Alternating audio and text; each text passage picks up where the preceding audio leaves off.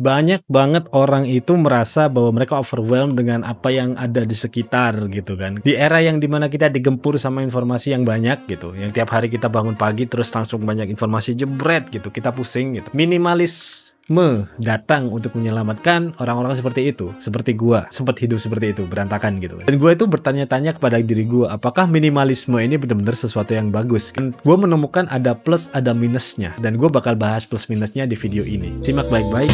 Let's get it.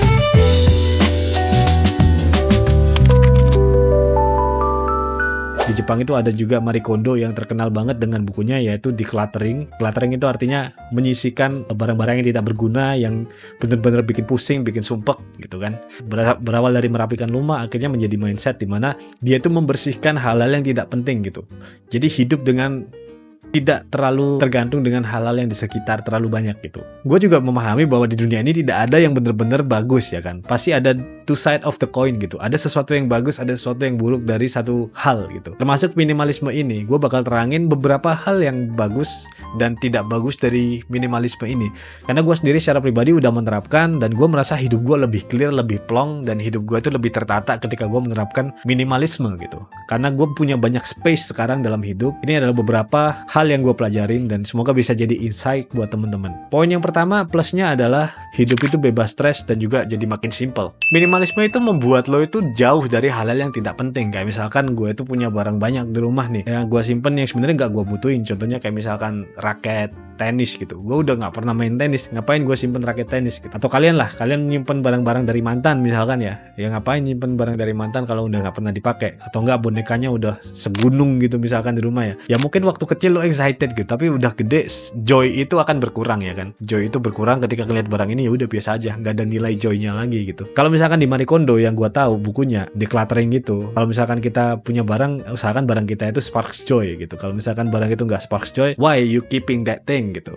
Karena cuman ada nilai historisnya doang gitu, nggak ada nilai fungsi dan juga joy, buat apa disimpan. Jadi gitu, minimalis secara singkat ya. Itu bukan semua penjelasannya, tapi itu penjelasan singkatnya, simpelnya sebagai contoh gitu. Kalau menerapkan minimalis ini, lemari lu bisa rapih, lu itu bisa meng-cutting waktu yang nggak perlu untuk lu misalkan pulang kerja naruh barangnya berantakan kan. Sekarang kalau misalkan lu minimalis, lu tahu meletakkan barang di mana, lu tahu kalau misalkan keluar barang lu itu di mana.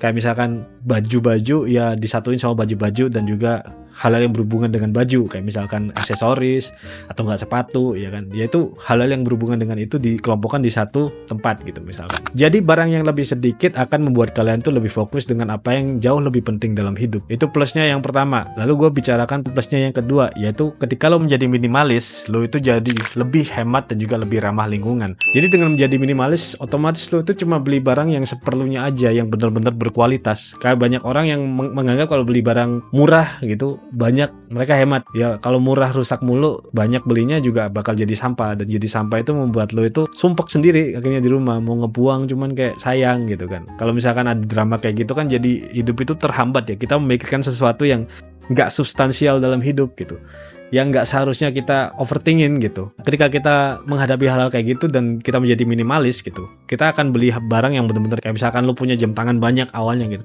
ya udah gue beli satu aja yang sekalian mahal gitu. Itu orang yang minimalis biasanya ya, dia beli barang yang satu aja udah cukup, yang penting bisa long term, dan dia tuh nggak mikirin kalau misal barang rusak ya tinggal ganti aja gitu. Dan gantinya itu nggak cuman 2 bulan 3 bulan sekali, bahkan mungkin bertahun-tahun sekali ya kan. Jadi itu adalah satu prinsip minimalis, yaitu kita itu lebih hemat dan juga ramah lingkungan. Kita nggak membuang sampah lebih banyak gitu. Jadi kualitas lebih penting daripada kuantitas pada poin yang ini gitu. Itu tadi kita bahas tentang plusnya ketika kita hidup minimalis ya. Tapi gue sekarang bahas di satu sisi yang lain. Ini adalah minus-minusnya. Yang pertama, kita akan jadi terlalu strict. Jadi seakan-akan aku itu merasa bersalah kalau misalkan aku punya barang lebih dari apa yang aku butuhkan gitu. Kayak misalkan punya baju yang berbeda-beda gitu. Kadang aku tuh punya perasaan kayak aku kangen pakai barang yang lain deh kalau misalkan aku di acara yang beda gitu kan. Masa aku pakai baju yang hitam mulu gitu kan. Ada sedikit perasaan seperti itu terkadang ya. Gue merasa kayak overthink akhirnya gitu. Strict banget sama hal-hal yang sebenarnya nggak perlu aku overthinkin gitu. Jadi menurut gue ya, kita jadi minimalis itu nggak perlu jadi terlalu strict juga gitu.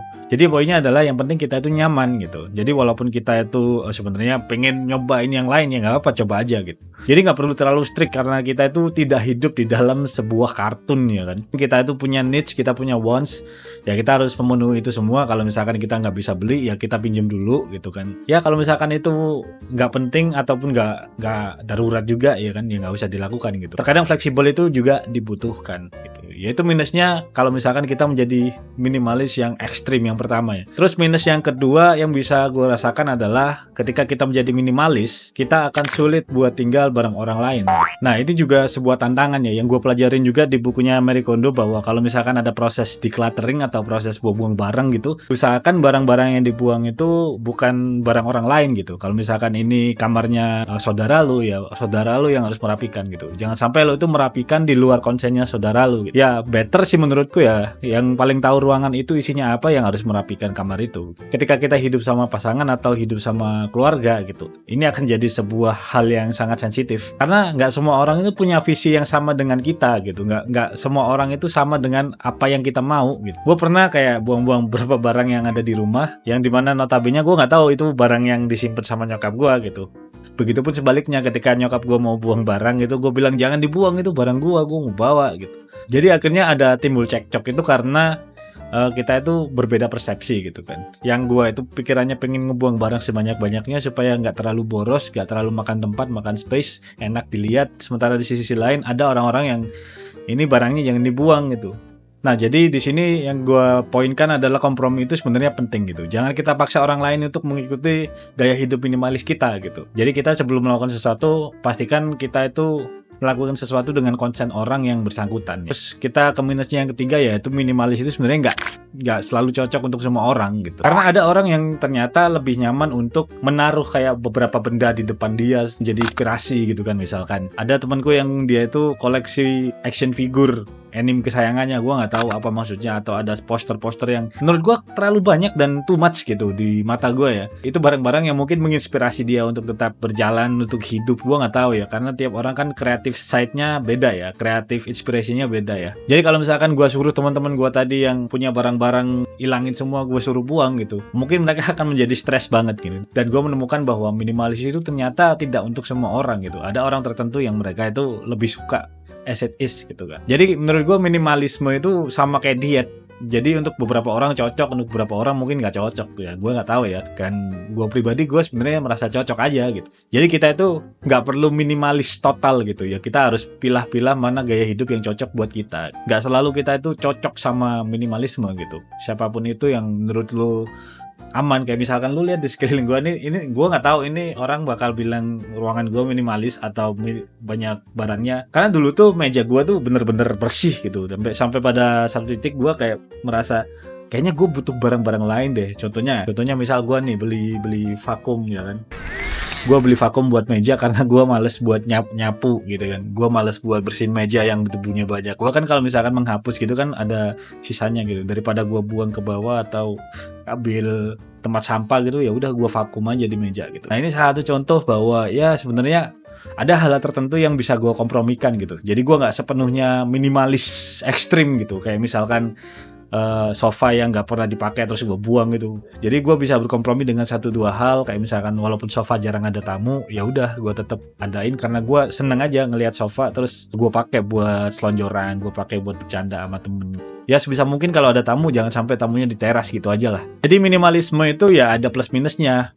Seperti hal-hal lainnya ada di dunia ini ya kan, ada yin dan yang gitu, ada baik dan buruk. Jadi kita itu bisa hidup yang simple, hemat dan juga fokus. Walaupun ada tantangan yang cukup ketat supaya kita itu bisa menjaga lingkungan dan kita itu bisa hidup sesuai dengan prioritas yang baik. Gitu. Jadi intinya minimalisme itu sesuaikan dengan gaya hidup, dan menurutku kita nggak perlu ikut-ikutan tren ya. Kayak misalkan tren banyak anak muda yang ikut jadi rumahnya sedikit barang gitu. Ya kita nggak perlu ikutan tren juga. Gitu. Kita hidup sesuai dengan apa yang membuat kita itu nyaman, dan ketika kita nyaman, kita menjadi produktif, kita bisa menghasilkan sesuatu gitu. Kita nggak perlu mikirin lagi perkara internal yang ada di rumah gitu kan, yang berantakan atau ada di pikiran kita selebihnya gitu. Jadi nggak perlu sempurna, yang penting kita nyaman gitu. Jadi menurut kalian sendiri gimana? Apakah kalian itu nyaman dengan gaya hidup seorang minimalis gitu kan? Kalau kalian punya cerita di balik ini semua, kalian punya masukan-masukan juga, mungkin ada yang kurang dari apa yang gue ucapkan, lo bisa komen, kita akan diskusi di bawah. Jangan lupa like video ini, subscribe juga,